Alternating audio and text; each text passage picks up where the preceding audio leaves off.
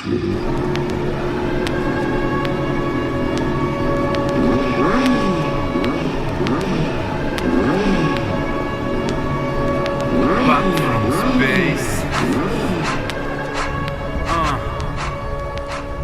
les gens, c'est Joe Biker. Donc là, c'est l'épisode 3, tuto numéro 3, comment monter une ligne Arrow ou une ligne en général, parce que je pense qu'il n'y a pas grande différence entre toutes les lignes au niveau du montage, sur la Honda CB650R 2019. Donc, on va essayer un nouveau petit format, c'est-à-dire que sur les 2 derniers épisodes que j'ai fait, on rentrait tout de suite dans le dur et on installait les trucs, on galérait ensemble, etc.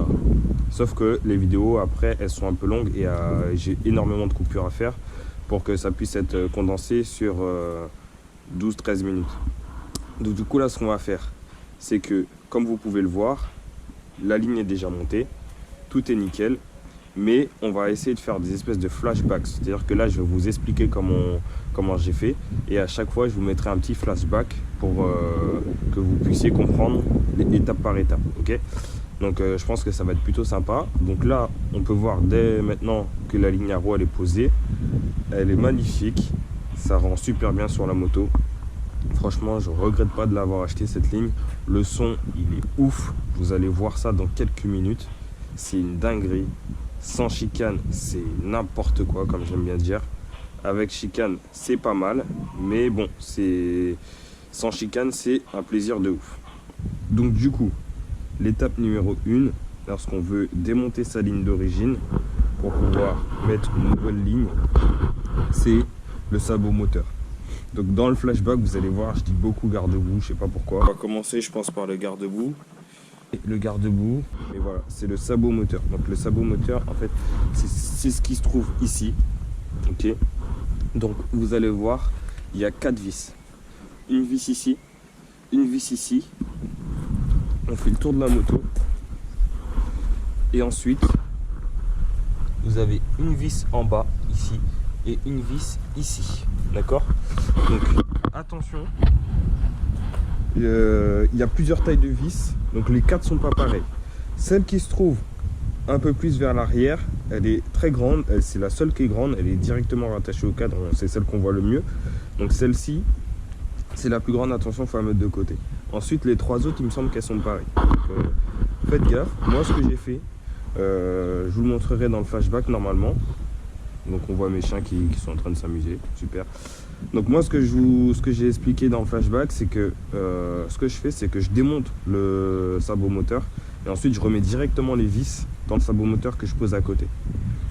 Comme ça m'évite de perdre les vis et ne plus savoir dans quel sens ou comment elles sont montées.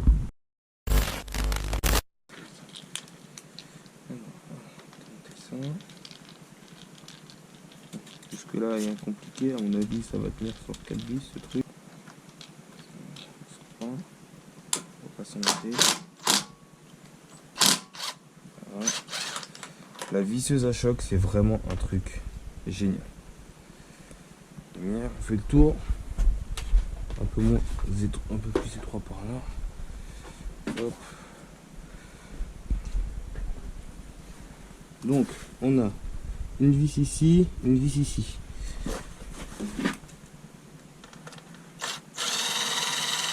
Nickel. Je ne sais pas faire, on fait ça. Merde.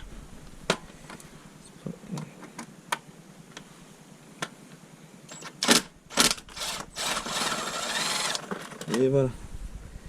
Vous voyez, il n'y a rien de compliqué. Un joli garde-boue qui vaut une fortune, qui coûte hyper cher à installer, et au final c'est 4 vis. Hop, voilà. Donc elle est au moins libérée de ça. Donc une fois qu'on a déposé le sabot moteur, ensuite on va s'attaquer au radiateur. Le radiateur c'est très simple, il y a 2 façons de faire lorsqu'on veut poser une nouvelle ligne et surtout lorsqu'on veut sortir la ligne d'origine.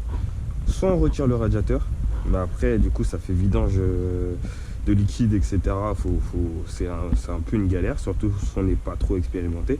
Soit on décide de pas retirer le radiateur, et là par contre c'est chaud quand même, parce que pour accéder aux différents boulons c'est compliqué.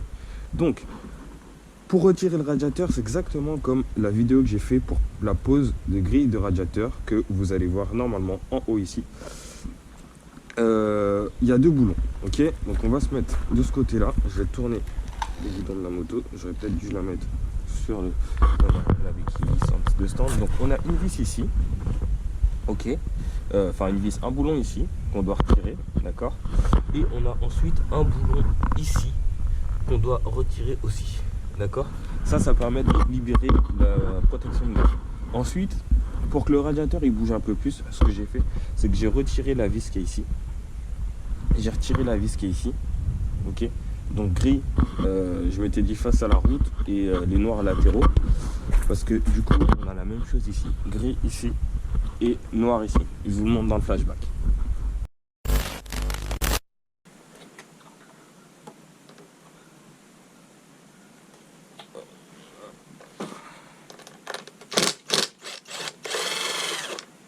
Donc grise en haut, noir en bas. Faire pareil de l'autre côté. Donc tout ça c'est vis du radiateur. Gris en haut.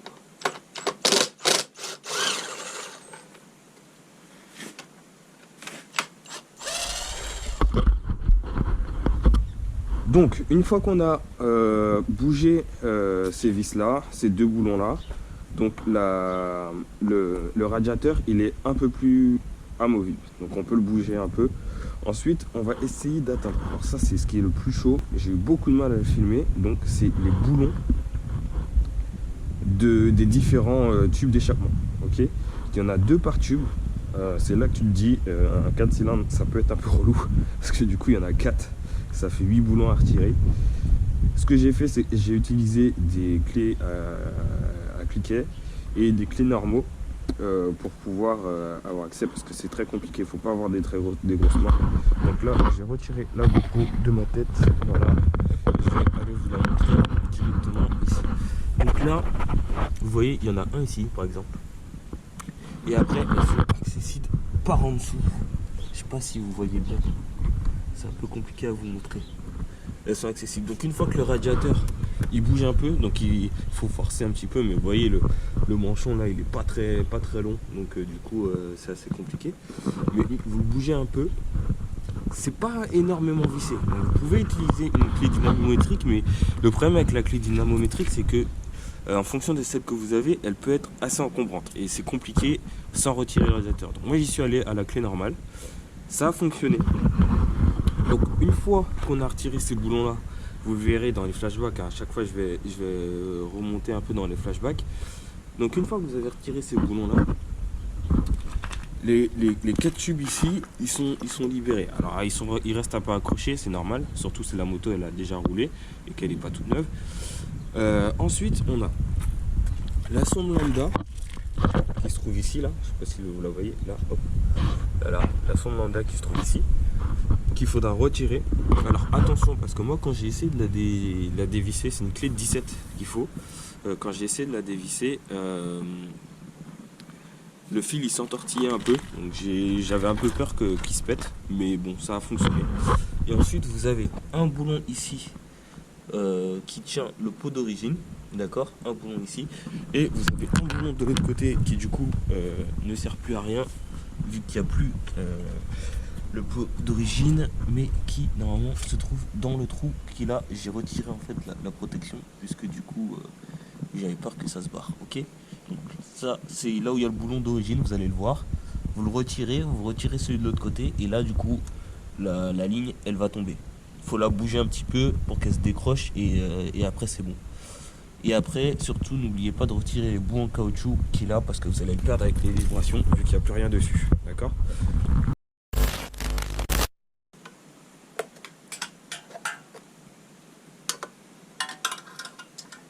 C'est vraiment pas accessible.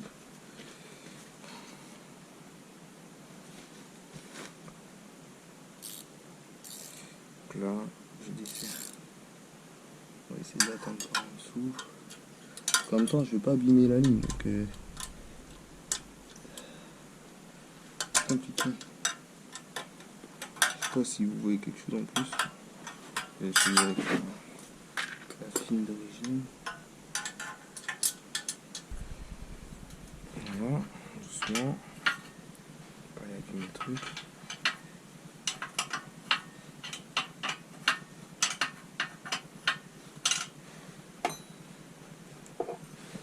On va la retirer après. Donc là j'ai ça, il est accroché à quoi? J'ai un boulon ici, avec un peu de chance. C'est du 13. Je les décroche.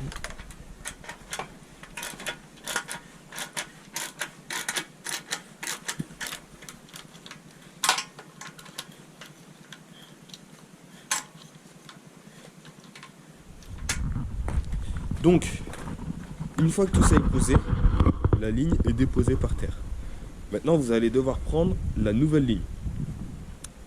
Donc, la nouvelle ligne, moi ce que j'ai fait, c'est que comme je devais décatalyser cette ligne, je voulais voir le son que ça fait sans le catalyseur. Du coup, j'ai retiré. Le catalyseur, en fait, il se situe ici. Je vais vous montrer des petites photos, vous allez voir. Donc, le catalyseur, il se trouve ici. Il faut simplement retirer ce ressort. Donc, le ressort, on prend une pince, hop, ça sort assez rapidement. Sinon, vous prenez un câble électrique que vous passez là. J'avais vu un mec qui avait mis ça sur Facebook. Dédicace à toi si tu te reconnais. Je me rappelle plus c'était quoi ton pseudo. J'avais vu ça. Tu prends un câble électrique, hop, tu le mets et tu tires comme ça. Ça sort encore mieux. Ensuite, on retire la cartouche du silencieux. Et en fait, le catalyseur, il se trouve juste ici. On a simplement à le tourner à la main comme ça. Hop, hop, hop. Ça sort direct. Et après, on peut remettre. Moi, ce que j'ai fait, c'est que j'ai décatalysé et j'ai pas remis le silencieux tout de suite pour que la ligne soit un peu plus légère afin que je puisse la manipuler pour remettre les tubes dans les axes et les trous. Alors ça, je ne cache pas, j'ai passé presque 1h30 à essayer de remettre les tubes au bon endroit pour que la petite plaque qui rentre dans les vis avec les boulons puisse être nickel. Donc là, pour moi, c'est parfait. Je ferai une petite vérif après quelques roulages. Je vais rouler un petit peu d'ici ce week-end ou en fin de semaine pour voir un peu. Je vais pas faire beaucoup de route, vous savez. Vous savez, toujours comme je le dis dans les autres vidéos, lorsque vous faites une installation sur votre moto, surtout si vous touchez aux vis, etc., n'hésitez pas à faire un petit 5-6 km de route, taper un petit peu dedans une fois que le moteur est chaud pour que les vibrations se fassent et après on s'arrête, on vérifie ce qu'on a monté. Comme ça, on est sûr que les vis, elles vont pas se barrer. Ça m'était déjà arrivé sur ma 125 où j'avais joué avec mon pot, je sais plus ce que j'avais fait, je l'avais démonté, je l'avais remonté, je l'avais serré vite fait comme ça au niveau du silencieux. J'ai roulé pendant un mois entier sans problème, mais en fait j'avais pas serré à fond et du coup avec les vibrations, surtout qu'en 125 on est tout le temps à fond pour essayer d'atteindre au moins les 130, et ben du coup le boulon il s'est barré, mon silencieux il est tombé, il s'est décroché carrément, une galère. J'ai dû rentrer chez moi sans silencieux avec une ligne, je vais vous dire le boucan que ça faisait pour une 125. Donc toujours vérifier les vis après un petit roulage pour que les vibrations se mettent en place et on voit si c'est bien serré ou pas. Donc une fois qu'on a mis les tubes dans les axes et qu'on a reboulonné un peu tout ça, c'est là on a déjà fait quasiment 75% du taf. On remet la sonde lambda parce qu'on l'a retirée de la ligne d'origine, on la remet. Donc comme je l'ai dit, elle est juste là. On remet la sonde lambda. Je dis sonde lambda, je crois que c'est ça. Hein. J'espère que je dis pas de conneries. Donc on remet la sonde, clé de 17, je le rappelle. Ensuite, on remet le silencieux. Le silencieux, très facilement, de la même façon qu'on l'a retiré. Hop, on le met. Si vous voulez laisser le catalyseur, vous laissez le catalyseur. Et après, on remet le petit ressort qui se trouve en dessous et nickel. Ensuite là, bon, comme vous pouvez le voir, j'ai fait un truc un peu à l'arrache, mais c'est simplement en attente. Parce que il me manque en fait la plaque qui vient attacher le pot au repose-pied passager arrière. Du coup, pour pas qu'il traîne, dans mon garage, en fait, j'ai juste mis un serre-câble pour pouvoir gérer la hauteur et pour pas que ça se parte. Mais je vais pas faire de la route, sans, vous inquiétez pas. Surtout avec ça, parce que je suis pas sûr que ça tienne. Et du coup, voilà ce que ça donne. Vous avez une ligne d'échappement sur votre moto. Alors cette ligne Arrow, la Thunder Black, elle est homologuée si on laisse le catalyseur et si on laisse la chicane. Ok. Donc du coup, là je pense vous avoir tout dit. Bien sûr, une fois qu'on a remis la cartouche, on remet le sabot moteur qu'on a retiré, les 4 vis, on n'oublie pas dans le sens qu'on les a retirés. Ok.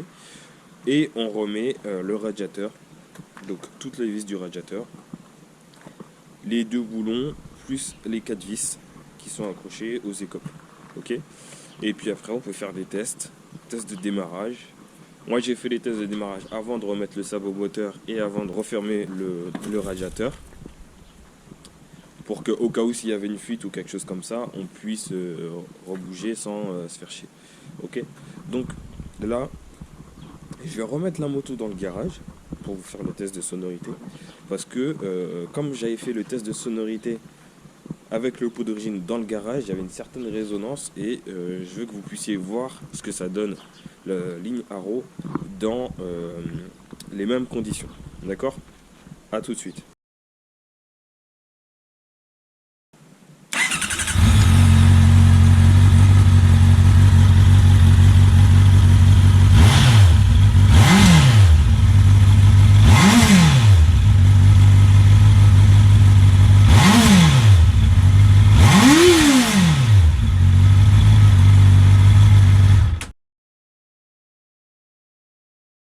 On va faire un test de sonorité avec la chicane. Donc comme vous pouvez le voir, la chicane elle est encore toute nickel d'origine. Ok. Donc la chicane, pour la retirer, c'est très simple. Donc la chicane est là en place.